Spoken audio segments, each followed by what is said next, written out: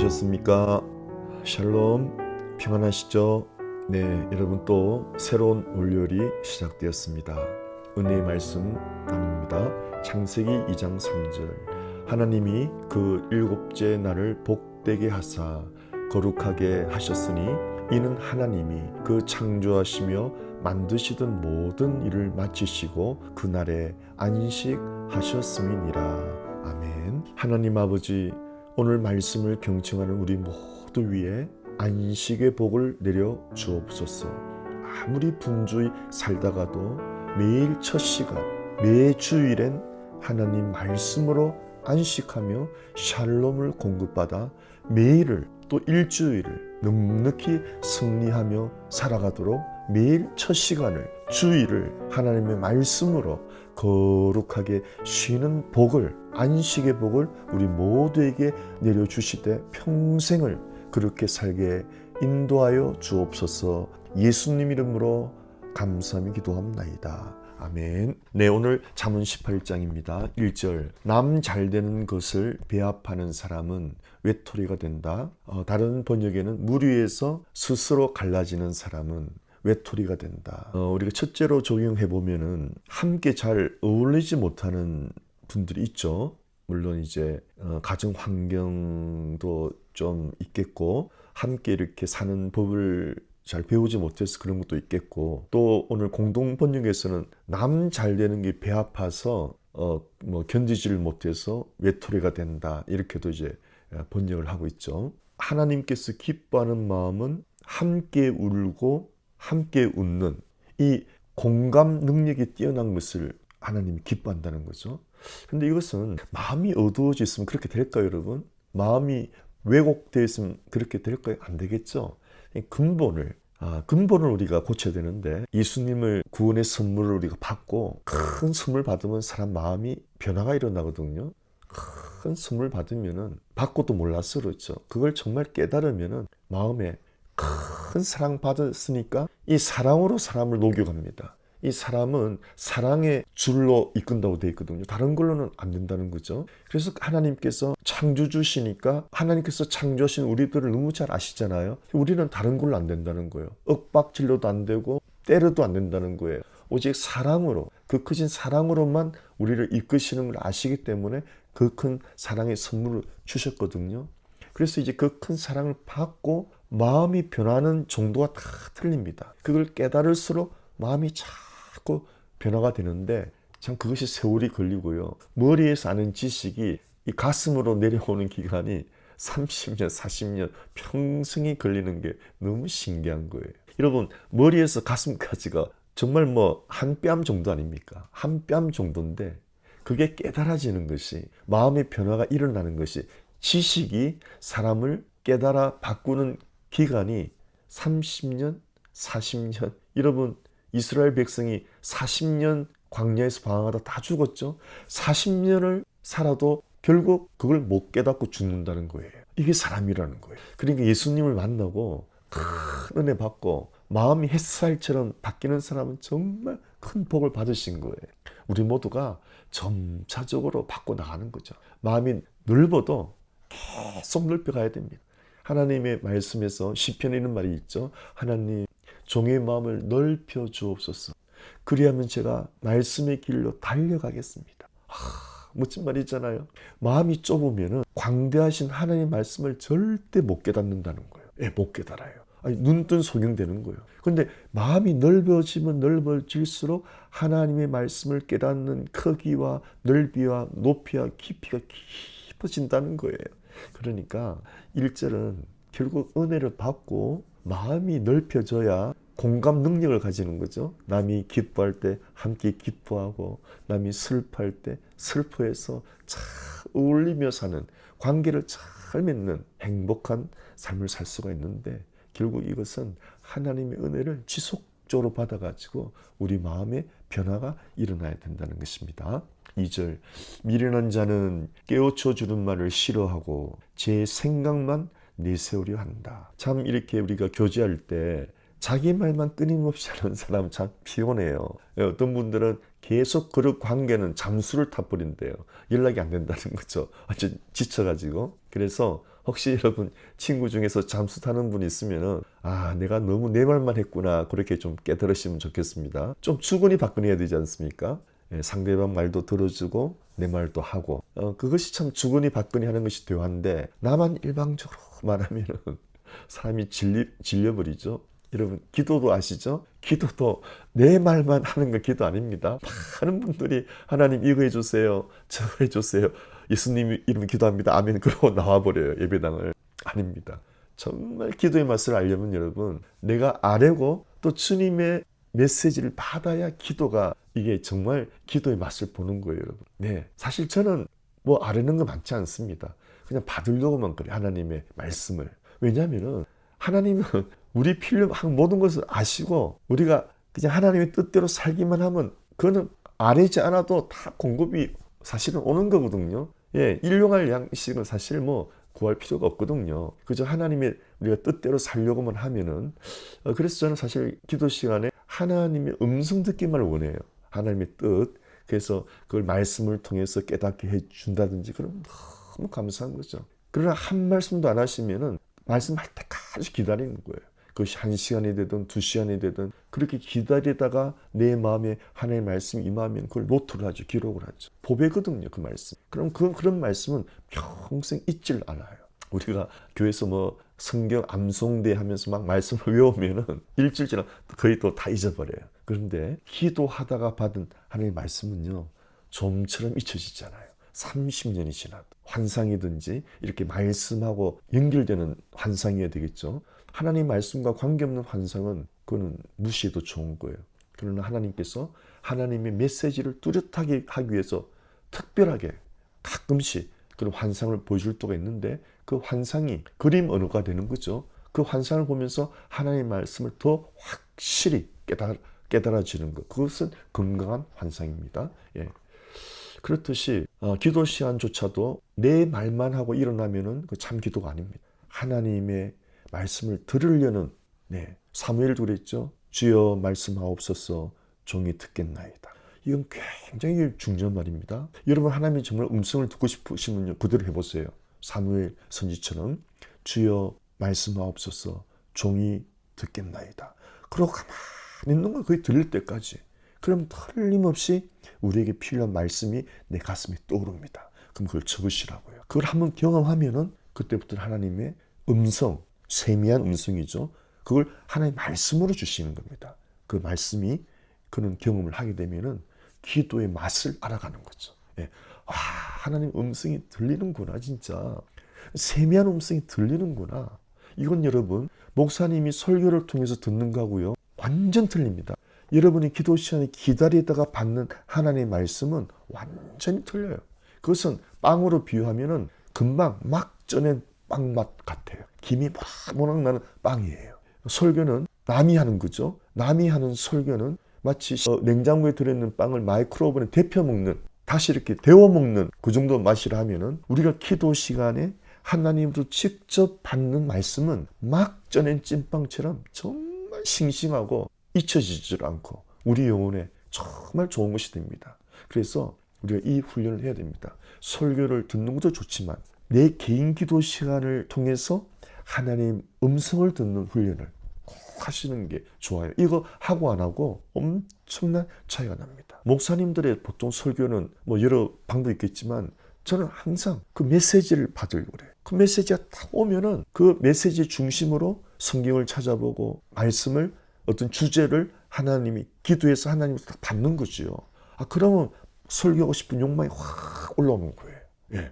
매일 그럴 수가 있는 겁니다. 하나님 앞에 간절히 말씀을 받고자 하면은 하나님은 매일 주십니다. 매일. 3절 나쁜 일을 하면 수모가 따르고 멸시와 욕까지 돌아온다. 우리가 적용하면은 어제 배운 유혹, 그렇죠? 유혹을 따라가면 그 보석처럼 우리를 유혹한다 그러죠. 그 유혹을 덥석 물어버리면 어떻게 되죠? 수모와 멸시와 욕, 비참한 결과를 가져오지 않습니까? 예. 뇌물뿐만 아니라 모든 나쁜 일이 그렇다는 거죠. 남을 아프게 하는 거, 남에게 상처 주는 거. 그렇죠, 여러분? 심지어 여러분 부부도 보십시오. 부부가 정말 서로 아끼지 않고 은혜가 떨어져 가지고 서로를 막 비판하고 서로에게 공격을 하면은 입에서 뭐가 나오겠습니까? 하나님 말씀 그대로죠. 여러분 다 경험해 보셨죠? 부부싸움 하면은 수모가 오고 서로를 막 멸시하고 어떻게 하면은 가슴 아픈 말을 할까? 이래 나옵니다. 악한 영이 지배를 해버리는 거죠. 그러니까 여러분 부부가 서로 사랑하고 사는 것만큼 귀한 복이 없다고 전도서에 나와 있잖아요. 하나님의 선물이라는 거예요. 전도서에서 정말 큰 두 가지 복이 있는데 내가 수고해서 얻는 복, 열심히 일해서 누리는 복이래요. 그게 여러분 그건 당연한 거 아닙니까? 그렇지 않습니다. 열심히 했는데 안 되는 사람 너무 많아요. 이번에도 보니까요. 여름이었습니다. 제가 뉴스를 보니까 너무 비가 많이 오니까 전복 양식장이 전복이 다 죽어버린 거예요. 어부들이 그걸 여러분 자꾸 울더라고요. 그게 여러분 우리가 애쓴다고 다 되는 건 아닙니다. 정말 내가 수고한 만큼 복을 받자. 그건 하나님의 선물이에요. 우리가 교만하게 내가 열심히 한 탓이죠. 그렇게 고백하면 안 돼요. 적어도 그렇지 않은 하나님이 복 주신 거지요. 하나님의 은혜지요. 내가 수고했지만 그 결과를 그렇게 고백해야 되는 거예요. 여러분 자연재해로 농사, 과수원, 어장, 망치는 일 많습니다. 땅을 치며 통곡하더라고요. 네, 어떻게 앞으로 사느냐고. 그렇죠. 전도서에 두 가지 복이 있는데요. 사람이 수고해서 얻는 복이에요. 두 번째 복은요. 사랑하는 아내와 함께 즐겁게 사는 복이에요. 이것이 보편적으로 하나님이 주신 보편적인 가장 좋은 복이에요. 그래서 일거리가 있고 인컴에 관계없이 여러분이 일할 수 있는 것이 복 받으신 거고, 그리고 아내랑 행복하게 사는 것이 복 받은 걸 꼭 아시기 바라고요. 혹시 사별을 하셨던 이혼을 하신 분이라도 이 두 가지 사실을 꼭 기억하셨어. 그리고 말씀을 통해서 왜 헤어지게 됐는지 나 자신을 철저히 말씀의 꼴로 비추어서 그걸 회개할 것은 회개해야 다른 분을 만나면 아름답게 살아갈 수가 있지. 그것을 회개하지 않으면 또 다른 반복만 시작되는 거죠. 또 다른 아픔만 시작되겠죠. 그래서 여러분 아름다운 출발을 위해서 과거를 딛고 과거를 디딤돌 삼고 일어나기 위해서는 하나님의 말씀으로 철저히 우리를 조사하고 회개하고 제2의 복된 출발이 있으시기를 간절히 축원합니다. 네. 4절 사람의 말은 땅속의 물 같아 슬기가 샘처럼 솟아 쉬지 않고 흐른다. 지혜로운 사람 말은 우리 속에서 말이죠. 샘물처럼 끊임없이 흘러나온다는 거. 왜 그렇죠? 그 안에 예수님이 계시니까요. 그 안에 성령님이 계시니까. 성령님을 일컬어서 생수의 강이라고 그랬어요. 생수의 강. 생명을 살리는 강물이래요. 여러분 강물은 특징이 뭐죠? 샘은 고여있는 거잖아요. 강물은 흘러가는 거예요. 흘러가는 거. 살아있는 물이란 말이죠. 이 말, 성령의 강물은요. 나만 살리는 것이 아니고 나의 말을 통해서 흘러가는 거예요. 흘러가. 그래서 남도 살리는 거예요. 이것이 성령의 역사죠. 목사가 설교를 준비하면서 자기만 은혜 받고 끝나면은 그런 셈이 되겠죠. 그러나 설교를 통해서 한 분이라도 은혜를 받고 그 한 분이 또 다른 분에게 전하고 이러면은 그게 성령의 강물이 되는 거예요. 흘러가는 강물, 쉬지 않고 흐르는 강물이 되는 거예요. 그것이 누구에게요? 성령 충만해서 성령님이 우리 안에서 내 인생을 인도하실 때, 그럴 때 생수의 강물이 우리 속에서 끊임없이 흐르니까 우리가 활력이 있고 에너지가 넘치고 삶의 생동감이 있는 거죠. 그러나 우리 속에 하나님의 말씀이 없고, 여러분 성령님은 말씀을 가지고 역사하니까 우리가 하나님의 말씀을 보지 않잖아요. 그러면 성령이 손을 대버려요. 메마른 땅이 돼버려요. 우리 캘리포니아 가뭄이 극심하지 않습니까? 막 땅이 막 마르지 않습니까? 왜 그렇죠? 비가 오지 않으니까. 날마다 하나님의 말씀을 먹어야 비가 내린 촉촉한 대지가 되는데, 하나님의 말씀을 오늘도 안 보고 내일도 안 보고 자꾸 이 습관화돼 버리면은 우리의 마음밭이 메마른 땅에 대해서 탁탁하게 굳어지니까 사는 게 힘든 거죠. 영적인 동맥경화, 영적인 뇌경색, 영적인 혈관 막힘이 일어나니까 답답한 삶이 되는 것이죠. 그러니까 여러분 우리가 잠언 32일 이것은요, 매일 하나님의 말씀을 맛보는 훈련을 하는 거예요. 말씀을 통해서 여러분이 정말 한 단어에서, 어떤 한 문장에서, 어떤 한 예화에서 어떻게 쓰든 은혜를 받으면은 하나님의 말씀에 은혜를 받는 우리가 훈련을 하는 거예요. 그래서 이제 이게 끝나고 이제 스스로 나 스스로 성경을 보면서 그런 은혜를 받는 삶으로 나아가야 우리가 생수의 강이 흐르는 마음이 되는 거예요. 아멘. 6절, 미련한 자의 입술은 싸움을 일으키고 그 입은 매를 청한다. 이거 역시 여러분 마음에 은혜가 없어서 그렇죠. 그렇죠? 예, 미련하단 말은 이 말씀이 없는, 말씀이 지혜가 벌써 없는 거거든요. 그러니까 매를 청하는 거예요. 말만 하면 아이고 매를 부르네 매를 불러 이러잖아요. 자기 와이프한테 말을 해도 하여튼 기분 나쁠 만만 하는 남편이 있더라고요. 야, 제가 목회하면서 보니까요, 어쩜 저렇게 말을 좀 죄송하지만 싸가지 없이 할까 부인한테. 예, 그걸 참 많이 봤어요. 아주 매를 부르네. 물론 부인이 뭐 매를 때리겠습니까? 대접을 안 해주겠죠. 그러면은 대접을 안 해주는 게 매를 맞는 거겠죠. 그렇죠? 그러니까 여러분 참 말 한마디에 청량빛을 갖는다고 같은 말이라도 좀 이쁘게 하는 훈련을 해야 되는데 그건 마음이 고와야 이쁜 말이 나오지. 마음이 캄캄한데 나오겠습니까? 그럴 수 없죠. 결국 마음의 변화예요. 이번 잠언 18장은 말에 대해서 굉장히 많이 나오는데 말은 어디서 나오느냐? 마음에서 나와요. 예, 밝은 마음에서 밝은 말이 나오고 즐거운 마음에서 즐거운 마음이 나오고 사랑받은 마음에서 사랑이 나오는 거예요. 이게. 결국 하나님으로부터 말씀을 통해서 매일 은혜를 받느냐 안 받느냐 그 차이점이죠. 하나님의 말씀을 매일 공급받으면은 우리가 자연히 지혜로운 입술이 되어서 화평, 샬롬을 주고 매가 아니고 복을 가져오는, 복을 불러오는, 복된 대접을 막 받는 그런 입술이 되는 것입니다. 여러분 그런 마음과 입술 되시기를 축원합니다. 7절 또 같은 말이죠. 반복하고 있죠. 미련한 자는 그 입으로 망하고 그 입술에 스스로 올가매인다. 말은 영혼의 그물이라 그러잖아요. 내 말에 내가 잡힌다. 예. 아이고 죽겠다 하는 사람 있죠. 죽겠다는 그물에 딱 잡혀버리는 거 많은 거 정말이에요.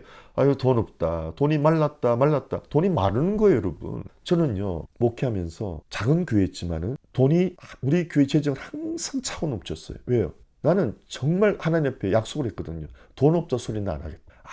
아무리 교회가 힘들어도 힘들어서 소리는 안 하겠다. 그렇게 했는데 그래서 항상 우리 교회는 재정이 넘칩니다. 풍성합니다. 그 말대로 하나님 해주시더라니까요. 여러분 정말입니다. 내가 한 말에 하나님이 그랬잖아요. 내 귀에 들린 대로 그대로 해주겠다. 여러분이 꼭 믿으시기 바랍니다. 예수를 믿는 것이 제일 중요하고요. 두 번째는요. 믿음이 말하는 게 제일 중요해요. 다시 말합니다.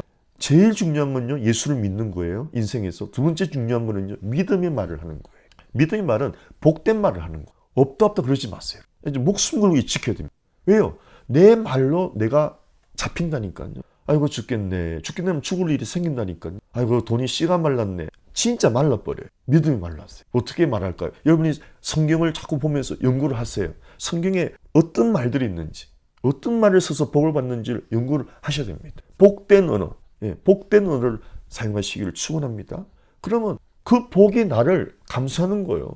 예, 부정적인 말을 하면 부정적인 그물에 내가 인생이 걸리게 되고요. 복된 말을 하면은 복된 그물이 나를 에워싸는 거예요.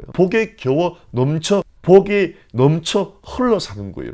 정말입니다. 이거 하나님의 약속이라니까요.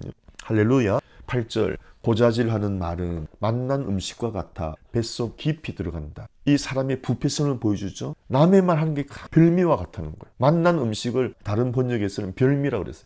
험담이 맛있다는 거예요. 이 부패한 사람의 모습을 보여주죠. 그런데 여러분 험담하잖아요. 살인은 한 사람을 죽일 수 있지만 험담은 세 사람을 죽인다고 그랬죠. 험담하는 사람이 영적으로 죽었어요. 벌써 그 험담을 듣고 웃는 사람도 죽어요. 또 험담의 그 대상자도 죽여요. 얼마나 이 험담이 무서운지 몰라요. 그러니까 험담하는 사람 복 못 받습니다. 3배 어려움을 당하게 되죠. 말 들은 사람도 어려움 당할 거고 그게 다 흘러가니까요. 그 대상도 그러고 본인이 말했으니까 뿌린 대로 거둬야 되니까. 여러분 말처럼 무서운 게 없어요. 말이 공짜가 아니에요. 말한 대로 씨가 심겨지고 내 인생이 그대로 돌아옵니다. 그대로가 아니죠. 몇 배로 돌아와요. 예. 복도 몇 배로 돌아오고요. 좋지 않은 일도 몇 배로 돌아오는 거예요. 그래서 우리가 흔히 듣는 말 있죠. 남의 눈에 눈물 나게 하면은 내 눈에 제가 말하지 않겠어요? 정말 그렇습니다. 9절 제 일을 게을리하는 사람은 일을 망치는 사람과 사촌간이다. 이 그리스도인들은 우리 믿음의 조상들부터 특징이 그러니까 여러분 새벽 기도하죠. 여러분 예수님을 우리가 구원을 선물로 받았잖아요. 그리고 나서 복 받는 사람 특징이 있습니다. 딱 결심하고 그걸 지켜나가는 거예요. 하나님과 약속하고 이 큰 선물 받았으니 나 이제 교회 나간다. 그러면 그렇게 결심하고 30년, 40년 흔들리지 않는 사람들이 많아요. 그렇게 살아야 돼, 인생은. 흔들리면 안 돼요. 내가 말한 것에 책임을 져야 하나님이 나를 귀히 여기시는 거예요. 내가 이렇게 큰 선물 받았으니 나 이제 옛날처럼 살 수가 없다. 옛날에 나는 죽었다.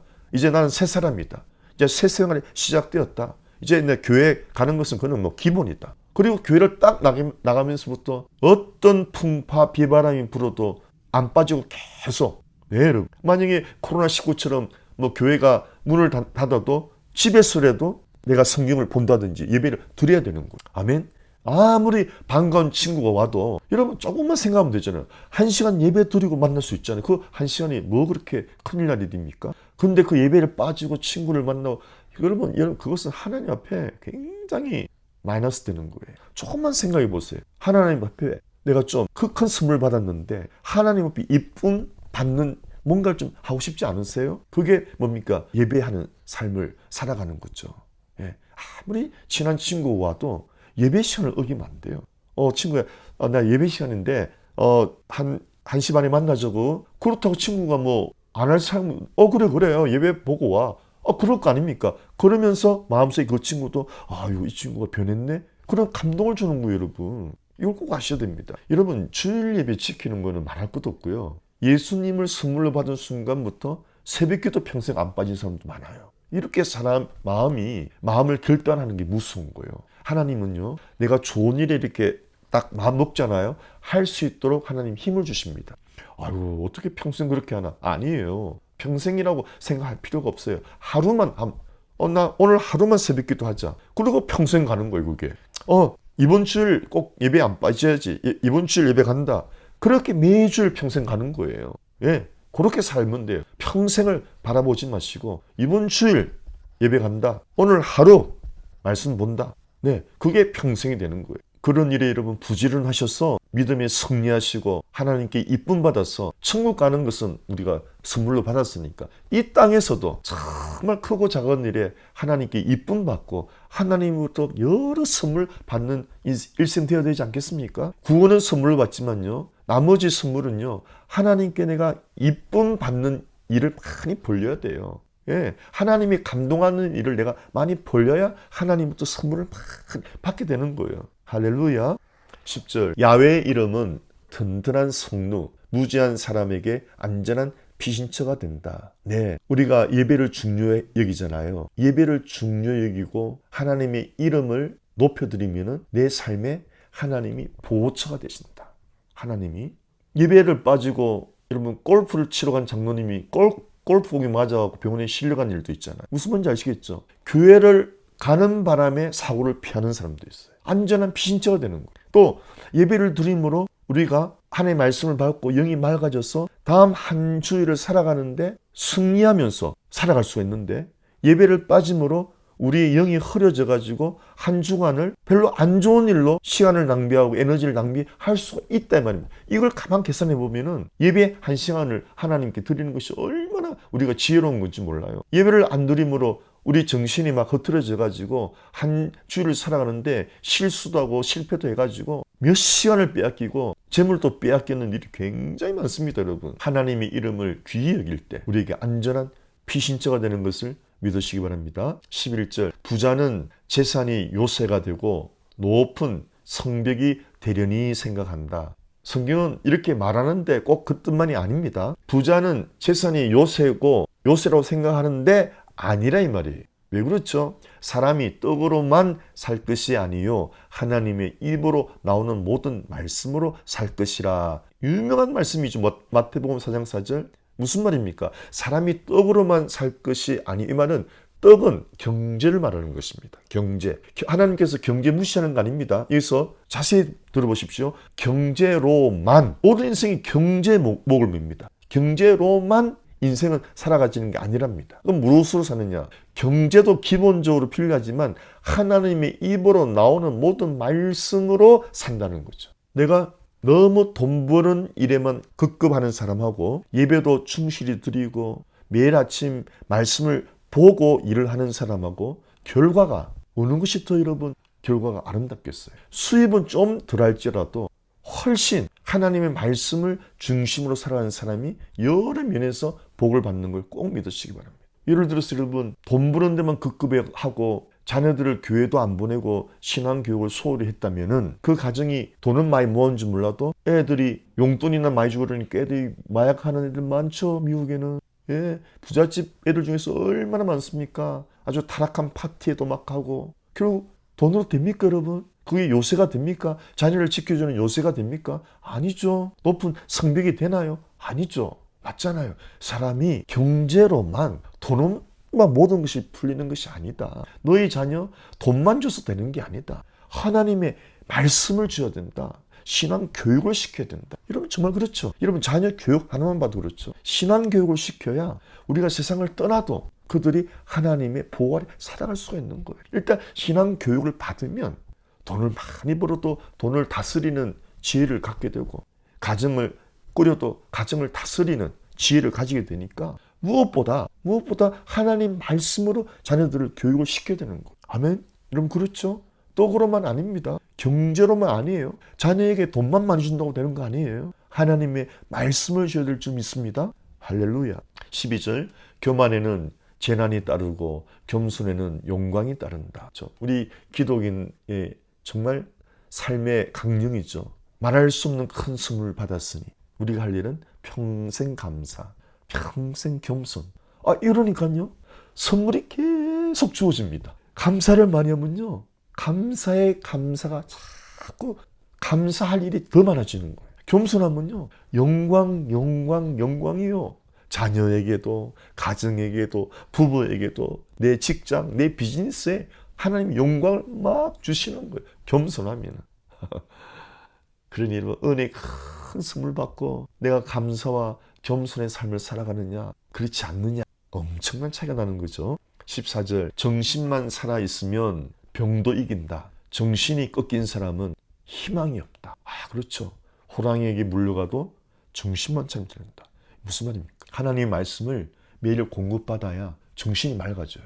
영이 맑아져요. 하나님의 말씀을 공급받지 않으면 자꾸 쫓기는 인생이 됩니다. 하나님의 말씀을 공급받는다. 이 사람들은요. 이른 아침부터 하루를 준비하는 거예요. 여러분 생각해 보십시오. 저녁 늦게 술 마시고 아침 늦게 일어나가지고 몸도 피곤하죠. 정신도 희미하죠. 실수도 할 수 있겠죠. 판단력도 흐리겠죠. 실패할 확률은 훨씬 많죠. 그러나 하나님의 말씀 살아가는 사람은 이른 아침에 일어나죠.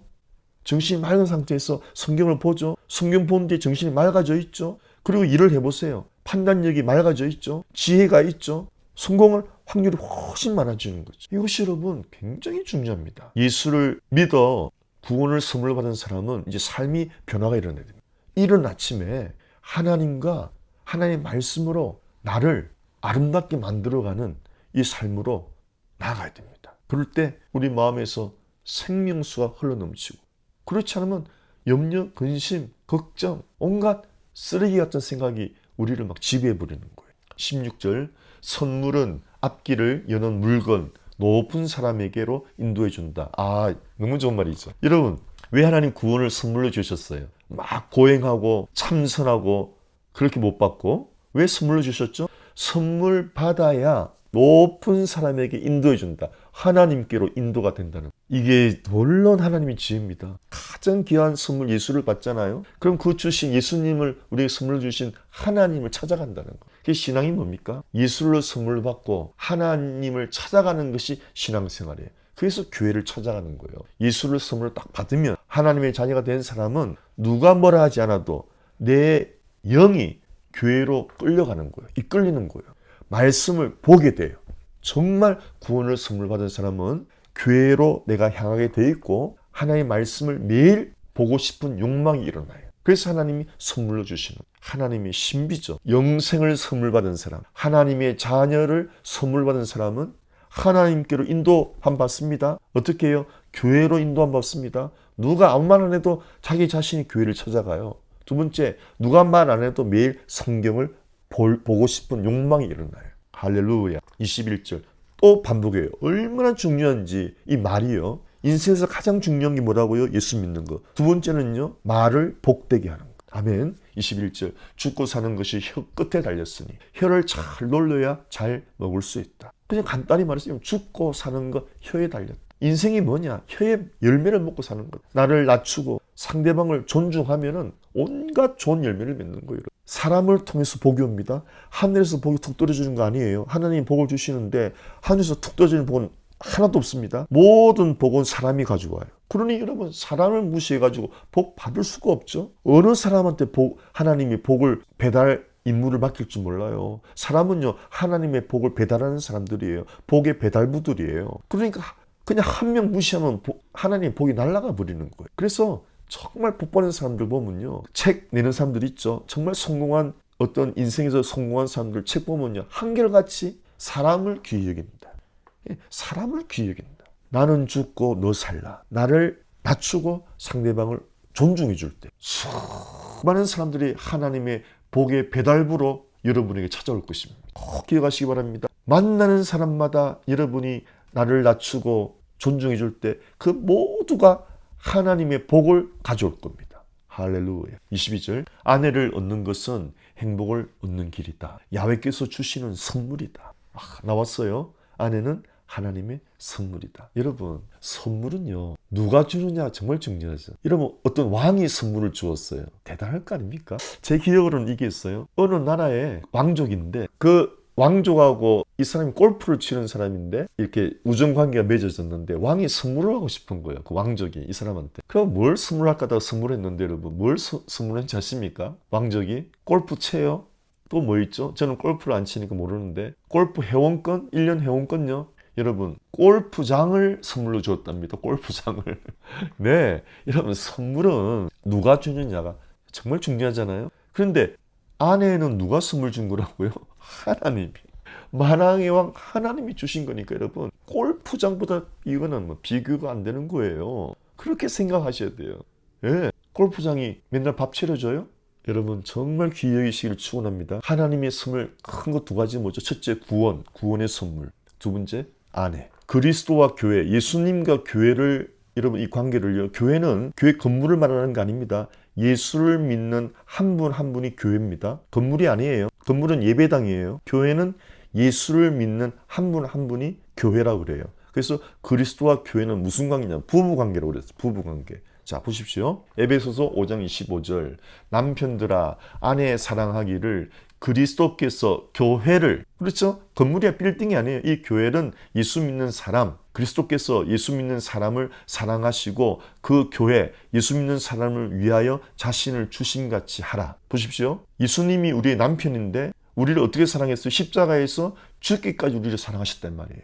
이게 남편의 역할입니다. 남편 어떻게 해야 된다고요? 아내를 사랑하는데 목숨 바쳐 사랑해야 됩니다. 과장 아닙니다. 정말 예수님 믿는 남편은 부인을 위해서 아내를 위해서 목숨을 바쳐야 됩니다. 만약에 길 가는데 차가 아내를 바치려고 할 때 어떻게 해요? 몸을 던져 내가 죽고 아내를 살려야 되는 거예요. 정말입니다. 거꾸로 하면 안 돼요. 그럼 하나님 죽게 가만 안 두시겠죠. 살려주시겠죠. 목숨을 각오했는데 여러분 목숨 각오하면은 누가 말기겠어요? 하나님께서 도와주시는 거예요. 그 가정을 도와주십니다. 남편이 일사각오 내 아내 위해서 내가 죽겠다. 내가 아내를 위해서 사랑하는데 내가 목숨 바쳐 사랑하겠다. 하나님 도와주시는 거예요. 그 가정 복 받을 수밖에 없어요. 여러분이 바깥에서 어떤 위대한 일을 해도 여러분이 아내를 소홀히 하면은 하나님께 점수 받지 못합니다. 눈 가리고 아웅하는 거예요. 26절 이는 곧 물로 씻어 말씀으로 깨끗하게 하사 거룩하게 하시고 남편의 역할이 뭡니까? 예수님이 하나님의 말씀이잖아요. 그래서 우리가 말씀을 볼 때마다 매일 영적인 세수를 하는 거예요. 그래서 아침마다 말씀을 보셔야 돼요. 그리고 일을 시작해야 됩니다. 말씀의 역할이 뭐죠? 매일 보는 말씀이 우리 영혼을 물로 씻어 깨끗하고 거룩하게 해서 하루를 힘차게 살게 해준다는 거죠. 그러니까 여러분 집집마다 남편들이 예수를 잘 믿으셔야 돼요. 잘 믿으셔서 가정의 예배 인도자가 되셔서 아내를 말씀으로 잘 씻어주셔야 되는 거예요. 말씀으로 위로해주고 할렐루야. 28절 이와 같이 남편들도 자기 아내 사랑하기를 자기 자신과 같이 할지니 자기 아내를 사랑하는 자는 자기를 사랑하는 것이라. 여기서 사랑의 기술이 나옵니다. 아내를 어떻게 사랑해라고요? 자기 자신처럼. 그러니까 자기 자신을 사랑할 줄 알아야 아내도 사랑하는 거예요. 자기 자신을 어떻게 사랑하죠? 자기 이기적으로 사랑 아닙니다. 자기 자신을 건강하게 사랑하는 거예요. 자기 자신을 건강하게 사랑할 줄 알아야 아내를 제대로 사랑한다는 거죠. 어떻게 하는 것이 자기를 건강하게 사랑하는 거죠? 32절에 이 비밀이 크도다. 보십시오. 이 비밀이 큰 비밀이래요. 어떤 비밀이죠? 나는 그리스도와 교회, 예수님과 예수를 믿는 사람에 대하여 말하노라. 33절 그러나 너희도 각각 자기 아내 사랑하기를 자신같이 하고 아내도 자기 남편을 존경하라. 비밀이 크대요. 어떤 비밀이요? 예수님과 믿는 사람이 부부관계라는 것. 이 비밀이 크다는 거예요. 무슨 말입니까? 예수를 잘 믿는 것이 무엇인가? 신앙생활 잘하는 것이 무엇인가? 부부관계가 예수님과 교회의 관계처럼 되어야 된다 이 말씀이에요. 남편이 아내를 위해서 목숨 바칠 각오를 해야 그 가정이 된다는 거예요. 그런데 여러분 아내한테 아픔을 줄 수 있겠어요? 아니죠. 가정을 파괴하는 거죠. 이것이 큰 비밀입니다. 가정 행복의 비밀, 내 인생의 행복 비밀이 여기 있습니다. 남편이 아내를 위해서 목숨 바칠 각오를 하면은 하나님이 그 가정에 반드시 행복을 주겠다는 거예요. 참 자기를 건강하게 사랑할 줄 알아야 되는데 아내도 사랑할 수 있습니다. 어떻게 사랑하는 거죠? 자기 가치를, 이것은 이기적인 게 자기 영적인 가치를 높이는 거예요. 혹 다시 또 재혼을 앞두고 있는 분들은요, 여러분이 복된 재혼을 맞이하려면요, 남의 덕 보려고 그러시면 안 돼요. 여러분의 가치를 올려놓아야 돼요. 어떻게 내 가치를 올립니까? 사랑의 기술에서 에릭 프롬이 이렇게 말했어요. 자기 가치를 높이는 것이 사랑의 기술이라는 거예요. 남의 덕 보려고 그러지 말고 백마 타고 오는 왕자 만나려고 그러지 말고 내 자신이 왕자처럼 공주처럼 가치를 높여놔야 왕자를 만나고 공주를 만난다는 거죠. 내 가치가 하염없이 떨어져 있는데 왕자를 만날 수 있습니까, 여러분? 신분이 엇박자나는데? 그렇죠? 그러니까 에릭 프롬은 사랑의 기술이 뭐냐? 자기 가치를 높이는 것인데 외모만 아니고, 물론 외모를 무시할 수는 없죠. 내면을 더욱 사랑받는 성품으로 만들어서 보배로 만들어야 건강한 자기 가치를 만든다는 거죠. 그래야 자신감도 생기고 자신을 사랑한다는 거예요. 여러분, 우리가 만일에 자신이 자신을 미워하잖아요. 절대 남을 사랑 못합니다. 그것은 자기 자신을 미워하는데 남을 사랑할 수 있어요? 절대 못합니다. 그건 불가능해요. 성경에서 사랑의 정의는 너를 사랑하듯이 남을 사랑하라고 되어 있어요. 네, 건강한 너를 사랑하듯이. 그래서 자신을 사랑하는 것은, 건강한 자기 사랑은 시간 관리도 잘하고 이른 아침 시간부터 자기를 위해서, 자기 가치를 높이기 위해서 하나님의 말씀을 보고 하루를 하나님의 샬롬으로 시작하고 하루를 여유있게 시작하고, 그 시간을 모아서 책까지 내는 사람도 있죠. 같은 24시간인데 부지런히 움직이니까 매일 아침 조각 시간을 모아서 책까지 내는 사람이 있어요. 끌려다니는 삶이 아니고, 막 사람들이 끌려다니는 삶이 아니고, 내가 시간도 다스리고 스케줄도 다스릴 수 있는 주도적인 인생이 되어야 되지, 끌려다니는 인생이 되어서는 안 됩니다. 물론 그 주도적인 인생의 참 주인은 예수님이 되셔야 되죠. 할렐루야. 이것이 자기 가치를 높여야 여러분이 복된 만남을 기대할 수가 있는 거예요. 내 가치가 떨어져 있는데, 내가 형편없는데 어떻게 복된 사람을 만납니까, 여러분? 내가 복된 사람이 만나야 복된 사람이 찾아오는 거예요. 이게 법칙이에요, 법칙. 끼리끼리 법칙이에요. 내 가치는 형편없는데 복된 사람을 기대한다? 절대 그렇지 않습니다, 여러분. 그러니까 남의 덕 보려고 하지 마시고 시간을 내서 부지런히 아침마다 가장 귀한 주옥 같은 하나님의 말씀으로 나의 가치를 높여가시기를 축원합니다. 이것은 건강한 자기 존중이에요.